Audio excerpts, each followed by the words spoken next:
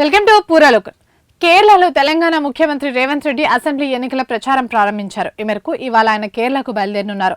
అక్కడే 2 రోజుల పాటు విస్తృతంగా ఎన్నికల ప్రచారం నిర్వహించనున్నారు. వచ్చే నెలలో కేరళ అసెంబ్లీ ఎన్నికలు జరగనున్నాయి. ఈ నేపథ్యంలో ప్రధాన పార్టీలు ప్రచారంలో బిజీగా ఉంటున్నాయి. కాంగ్రెస్, బీజేపీ అగ్రనేతలు రాష్ట్రంలో సుడిగాలి పర్యటనలు చేస్తున్నారు.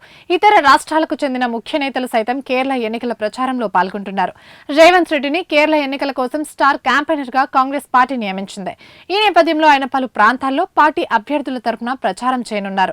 ఆయన ప్రచారం పార్టీకి కొత్త ఊపు తీసుకొస్తుందని నేతలు భావిస్తున్నారు. ఇదిలా ఉంటే తెలంగాణకు చెందిన మరో కీలక మంత్రి శ్రీధర్ బాబు కూడా కేరళకు బయలుదేరనున్నారు. ఆయనకు ఎర్నాకులం, హొస్సూరు జిల్లాల ఇన్ఛార్జ్ బాధ్యతలను అప్పగించారు. ఏప్రిల్ 7 వరకు అక్కడే ఉండి ప్రచారం కొనసాగించనున్నారు. ఇప్పటికే రెవెన్యూ శాఖ మంత్రి పొంగులేటి శ్రీనివాసరెడ్డి కేరళలో ప్రచారం ప్రారంభించేశారు. పతినంతిట్ట జిల్లాలోని ఆడూరు, అర్మునల నియోజకవర్గాల్లో ఆయన పార్టీ అభ్యర్థుల తరపున ప్రచారం చేస్తున్నారు. ఆయన కూడా ఏప్రిల్ 7వ తేదీ వరకు అక్కడే ఉండనున్నారు. తెలంగాణ నేతల ఈ భారీ ప్రచారం కేరళలో కాంగ్రెస్ పార్టీకి ఎంతవరకు లాభం చేకూరుస్తుందో చూడాలి.